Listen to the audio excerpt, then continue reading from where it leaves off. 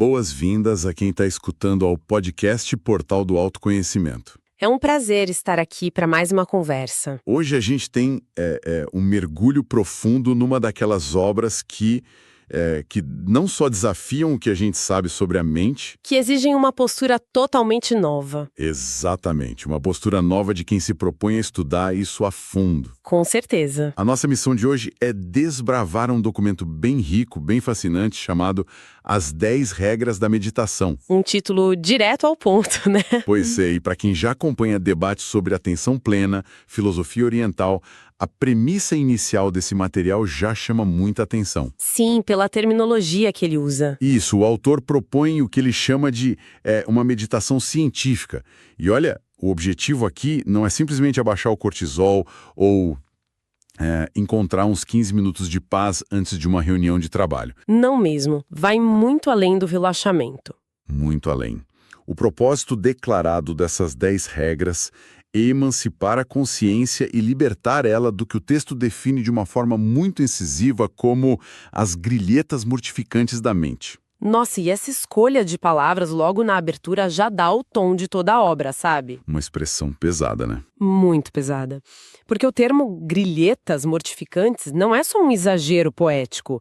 Eu diria que é um diagnóstico mesmo. Aham. Uma grilheta é um grilhão, né? É uma corrente super pesada que antigamente era usada para imobilizar prisioneiros. Aquelas de ferro mesmo. Exato. Então, ao usar essa imagem, a premissa que se estabelece é a de que a mente humana, no nosso estado normal de vigília, sem nenhum treinamento muito rigoroso, ela opera literalmente como uma prisão. Uma prisão de pensamentos. Isso.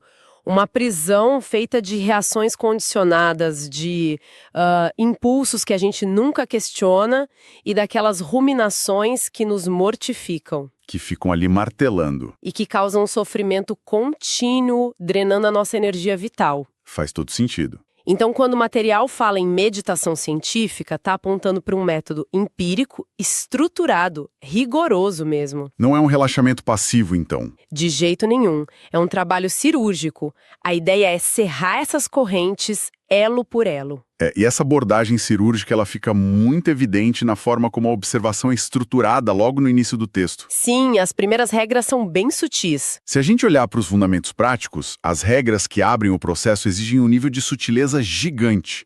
A primeira instrução, por exemplo, ela orienta a pessoa a se tornar completamente consciente do seu estado de ânimo antes que surja qualquer pensamento. Antes do pensamento. E eu fiquei bem surpreso com isso, porque para quem já pratica Vipassana, ou aquele mindfulness mais tradicional... A instrução é outra, né?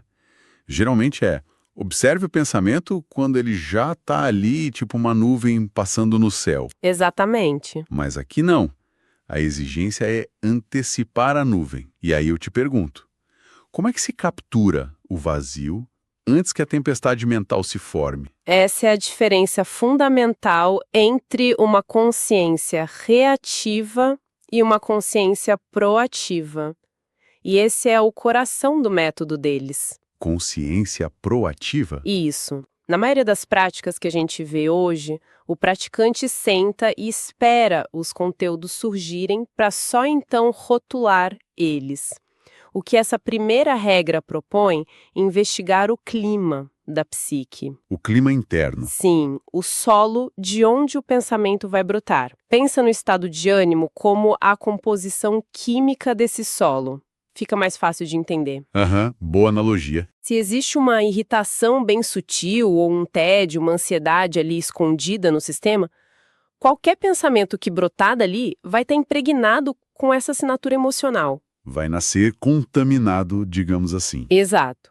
Então, se tornar consciente do estado de ânimo antes do pensamento surgir, significa perceber a temperatura da água antes de mergulhar. Genial. É um nível de metaconsciência onde se observa a predisposição da mente e não apenas o produto final que ela coce para fora. Mas vamos trazer isso para a realidade prática de quem está ouvindo a gente. Vamos lá. Entender o estado de ânimo faz muito sentido. Mas o documento avança para a terceira regra, pedindo para observar serenamente a própria mente e dar atenção plena a toda forma mental que faça a sua aparição no que o autor chama de ecrã do intelecto. Essa tela da mente. Isso. Esse conceito de tela, de ecrã, é bem comum em tradições esotéricas. Só que na nossa experiência do dia a dia, a gente não costuma sentar na poltrona do cinema para ver o filme. A gente pula na tela. A gente pula na tela e começa a brigar com os personagens. Com certeza. Como que essa instrução do ecrã funciona quando a mente já está projetando um filme de terror ou um drama totalmente exaustivo? Olha, o desafio de não pular na tela é exatamente o que perpetua as grilhetas que a gente comentou no começo. Aham. Quando uma forma mental surge nesse ecrã do intelecto, a tendência automática do nosso ego é a identificação. A gente acha que é o pensamento. Exato. Se surge, sei lá, uma memória de uma injustiça que você sofreu no trabalho, em frações de segundo a consciência é absorvida por aquela imagem e o corpo já começa a reagir. Vem taquicardia, raiva. Nossa, é muito real. Então, a observação serena requer ancorar a atenção na cadeira do observador. É o reconhecimento constante de que a imagem projetada não é quem observa. E para que isso seja possível sem criar uma guerra interna, o texto fornece um contrapeso vital logo na sequência. A regra 5. Exatamente. E aí que a gente chega num ponto que me parece quase paradoxal. Por quê? Porque a quinta regra estipula que, para essa observação funcionar de verdade, o intelecto precisa assumir palavras do texto, estado psicológico receptivo, íntegro. Íntegro. Ou seja, não podemos julgar ou reprimir o que aparece. A forma mental tem que ser recebida com totalidade. Mas, peraí, Fala. se a mente é uma prisão de pensamentos automáticos e mortificantes, como é que a pessoa assume uma postura totalmente receptiva diante de pensamentos que são claramente destrutivos ou tóxicos? Entendo a dúvida. Receber tudo isso com integridade não soa como uma permissividade que vai totalmente contra a ideia de se libertar? É um excelente questionamento porque expõe muito bem a armadilha do moralismo na meditação. Moralismo? Como assim? Quando o documento pede um estado receptivo e íntegro, ele não está sugerindo que a gente deve concordar com pensamentos destrutivos Ufa. e nem alimentar eles. Integridade, nesse contexto aí, significa não fragmentar a mente. Não dividir? Isso. Quando a gente julga um pensamento como ruim, uma parte da mente começa a lutar contra a outra parte da mente. Cria um conflito. E isso gera tensão. A tensão cega a percepção. A receptividade científica é mais como a postura de um biólogo observando um vírus no microscópio. Olha só. O biólogo não odeia o vírus e também não tenta esconder ele. Ele simplesmente observa com total receptividade para entender como o vírus funciona. Claro, para mapear o comportamento dele. Exatamente. Se houver resistência ou repulsa moral durante a meditação, a investigação acaba na hora.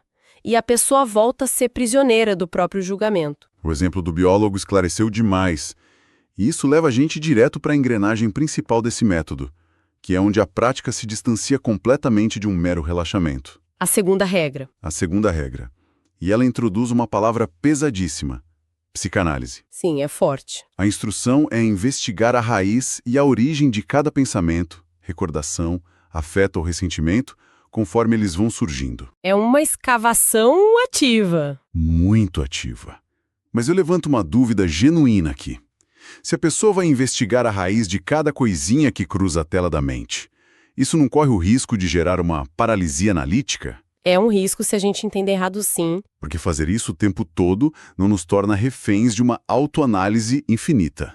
Esse é o perigo se a gente confundir a psicanálise mencionada nesse texto com uma ruminação intelectual. Tá. A psicanálise a qual o autor se refere, lembrando que é um texto de orientação gnóstica e esotérica, não é deitar na divã e ficar tecendo teorias sobre a própria infância por horas. Ah, entendi. Trata-se de uma autoobservação penetrante e imediata. É tipo um inquérito íntimo. Inquérito íntimo, gostei disso. Quando um ressentimento surge, a mente comum se perde na narrativa, né? Ah, o fulano me ofendeu. Ele não deveria ter dito aquilo. E cá um bisturi de clareza que disseca a emoção até que ela perca aquela força mecânica dela. Entendi. E ao encontrar a raiz, a energia que estava aprisionada naquele condicionamento é liberada. Perfeito. É exatamente isso. Então, em vez de fugir dos nossos monstros internos ou só deixar eles passarem, A proposta é convidar cada um para a mesa de interrogatório sob uma luz bem forte. Uma luz ofuscante de preferência. E pensando na realidade exaustiva que a gente vive hoje, né, com esse excesso de estímulos, notificações ininterruptas no celular, demandas o tempo todo. Nem me fale. Reservar uma energia mental para conduzir esse inquérito parece quase um ato de rebeldia contra o ritmo do mundo moderno. E é totalmente um ato de rebeldia. E o documento tem plena consciência de que isso não pode ficar restrito a um quarto silencioso, o que nos introduz às regras de integração no cotidiano. As regras 4 e 8. Isso. A quarta regra fala em tentar recordar e rememorar essa sensação de contemplação de momento a momento, durante o curso da vida diária. O que só demonstra que o trabalho lá na almofada de meditação é apenas um ensaio geral. O verdadeiro palco é a rua. A verdadeira apresentação acontece na vida corrente. Tentar rememorar a contemplação momento a momento é o que impede que a prática vire só um escapismo. Verdade. Muitas abordagens espirituais falham porque criam indivíduos que são super pacíficos enquanto estão meditando de olhos fechados. Mas que reagem com fúria se alguém buzina para eles no trânsito logo depois. Exatamente. A quarta regra destrói essa dicotomia entre a vida espiritual e a vida prática. A vida é o ginásio onde a musculatura desenvolvida na meditação científica vai ser testada. E o texto não poupa urgência ao cobrar isso da gente. A oitava regra usa um tom que me chamou muita atenção. O que ela diz? Diz que é premente e necessário convertermos-nos em vigias da própria mente durante qualquer atividade agitada ou inquietez. Vigias. Vigias. Pede para a pessoa se deter, nem que seja por breves instantes, para observar a mente no meio do caos. Agora, ser um vigia da própria mente durante uma reunião de trabalho caótica com todo mundo exaltado é um grau de exigência altíssimo. Sem dúvida. Como é que se aperta o botão de pausa no meio da tormenta sem se desconectar das obrigações do mundo? Exige um treinamento forte para desdobrar a atenção. Tornar-se o vigia significa que uma porcentagem da nossa consciência está direcionada para o mundo externo, resolvendo ali o problema da reunião, lidando com o trânsito. Pagando os boletos. Isso, enquanto outra porcentagem permanece vigilante nos portões do mundo interno. O que a regra 8 sugere é que, no momento exato em que a raiva automática ameaça tomar o controle, o simples ato de se deter internamente, por um segundo, só para observar ela, quebra o impulso mecânico. É como inserir um pequeno espaço, um respiro microscópico entre o estímulo lá de fora e a nossa resposta interna. Perfeito, e nesse mínimo espaço reside toda a possibilidade de liberdade. Sem esse vigia interno, nós somos apenas máquinas reagindo a botões sendo pressionados pelo ambiente. Criar esse respiro microscópico é o santo graal do autoconhecimento. Mas sejamos francos, a entropia da mente joga contra a gente o tempo todo. A inércia nos puxa para o modo automático, não tem jeito. É a lei do menor esforço, né? E é para combater essa entropia que o último bloco de regras estrutura a disciplina e o ambiente físico ideais. Vamos a elas. Se a gente olhar para as condições exigidas, a nona regra orienta a praticar sempre com os olhos fechados, para evitar as percepções sensoriais externas. Faz todo sentido cortar a luz e o movimento exterior quando se tenta mapear um território interno tão sutil. Com certeza. Mas é a sexta regra que traz o balde de água fria que é necessário contra a romantização da prática. Ela é dura. Ela lista a atitude necessária com uma sequência brutal de palavras: continuidade de propósitos, tenacidade, firmeza, porfia e constância. Porfia. Nenhuma dessas palavras sugere que o processo vai ser leve ou fácil, né? É fascinante analisar a escolha retórica do autor nesse trecho. Veja bem, a motivação é um estado emocional. E como a gente viu lá na primeira regra, estados de ânimo oscilam. Um dia você está animado, no outro não. Exato. Depender da motivação para praticar uma investigação tão profunda é garantia de fracasso. É por isso que o autor enfileira termos como tenacidade e principalmente porfia. Porfia é uma palavra incomum hoje em dia. Sim, e ela carrega uma nuance de disputa, de uma insistência teimosa, sabe? Uma obstinação que não se curva à fadiga. Uma resiliência quase agressiva. Isso. Romper grilhetas construídas ao longo de décadas não acontece com sessões esporádicas de relaxamento num domingo à tarde. Exige bater na mesma tecla repetidas vezes, mesmo naqueles dias em que o ecrã do intelecto parece uma tempestade indomável. Um esforço árido. Muito contínuo e, muitas vezes, bem árido. E para quem estuda filosofia ou caminhos de desenvolvimento interno, essa exigência de tenacidade e porfia levanta uma barreira gigante, porque o isolamento pode ser muito desanimador. É solitário. Mas o texto oferece uma resposta direta a isso na 7ª regra, afirmando que se torna agradável e interessante assistir às salas de meditação, que são chamadas no documento de lumisiais gnósticos, sempre que possível. Um conceito-chave. Pois é, aqui entra um termo muito peculiar. Para quem não está familiarizado, gnóstico e lumisial são palavras que acendem alertas de que estamos lidando com um corpo de conhecimento com raízes esotéricas bem específicas. Exato. Qual é o papel dessas salas e por que o autor usa exatamente essa terminologia? Bom, a palavra gnóstico deriva da gnose, que em grego significa conhecimento. Mas não é um conhecimento intelectual que você obtém lendo livros. Não é teoria. Não. Refere-se a um conhecimento direto, experiencial e transformador da realidade de si mesmo. Vivência pura. E um lumisial, dentro de certas tradições esotéricas e gnósticas contemporâneas, não é apenas um local de reunião. Ele é considerado um laboratório prático. Um laboratório. É um espaço onde a comunidade se reúne para cultivar uma determinada frequência de trabalho interno. O papel dessas salas não é apenas social, existe o conceito de egrégora. A força do grupo. Isso. Quando várias pessoas se reúnem com a mesma tenacidade, o mesmo propósito de vigilância e de psicanálise profunda, gera-se uma atmosfera psíquica e energética que facilita a percepção individual. O esforço de um apoia o do outro. Cria um campo de suporte. A prática solitária é essencial, claro. Mas o lumicial funciona como um porto seguro, um ambiente onde o praticante pode recalibrar a bússola interna com muito menos resistência, porque está sendo sustentado pelo grupo. Ter uma estrutura onde o esforço coletivo ancora o individual faz a diferença entre desistir no primeiro obstáculo e manter a tal da porfia que a gente falou. Com toda certeza. E depois de mapear todo esse terreno, que vai desde o clima interno até o ambiente externo do lumicial, a gente esbarra no que eu considero o detalhe mais intrigante de todo esse documento. O mistério final. O grande mistério. A 10ª regra orienta o relaxamento absoluto de todo o corpo físico e, em seguida, prescreve E corta. A frase simplesmente corta. O texto original foi interrompido nesse exato ponto. É sensacional. É um final em aberto que deixa uma interrogação no ar sobre qual seria, afinal, essa sábia combinação para fechar o método. Olha, esse corte abrupto no manuscrito acaba funcionando talvez de maneira não intencional ou, quem sabe, intencional, como um excelente exercício para quem estuda o texto. Um quebra-cabeça. Exato.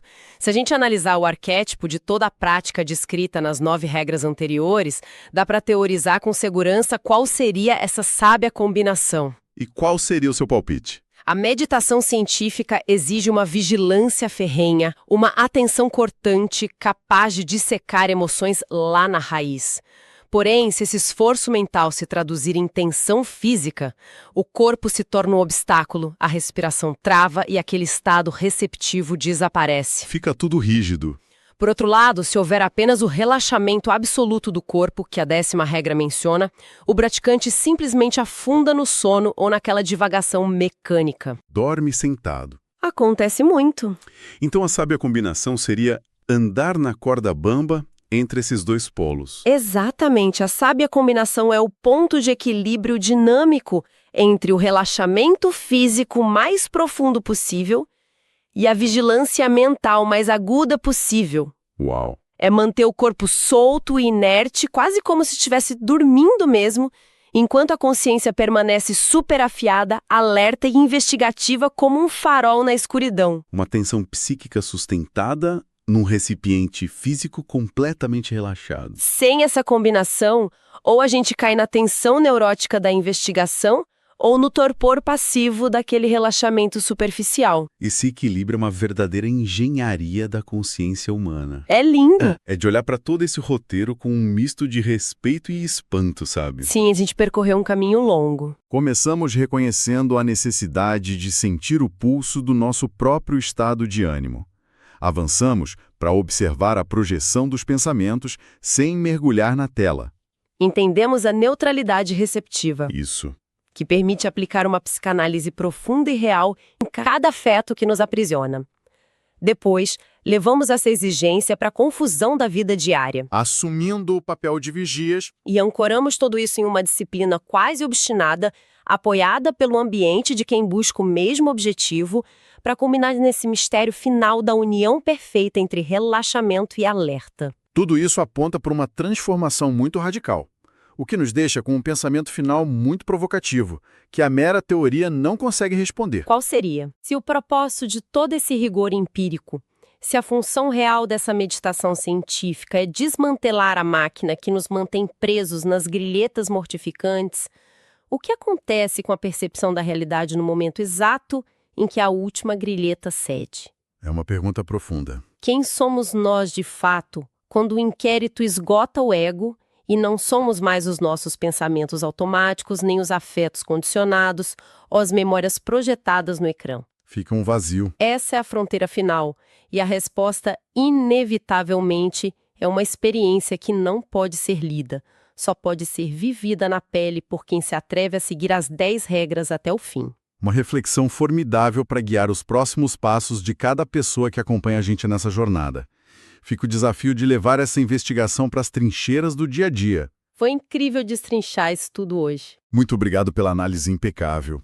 E também agradeço a companhia de quem nos escutou em mais este encontro aqui no podcast Portal do Autoconhecimento. Até a próxima, pessoal! E para materializar tudo isso que a gente conversou, eu deixo um convite a quem está ouvindo para transitar agora para um momento de prática. Convido a se concentrar numa música meditativa para relaxar. Uma transição perfeita. Inalando profundamente, retendo o ar e exalando lentamente. Soltando as amarras do corpo. Deixando que os pensamentos passem e que possamos alcançar um relaxamento profundo e um estado de tranquilidade e receptividade.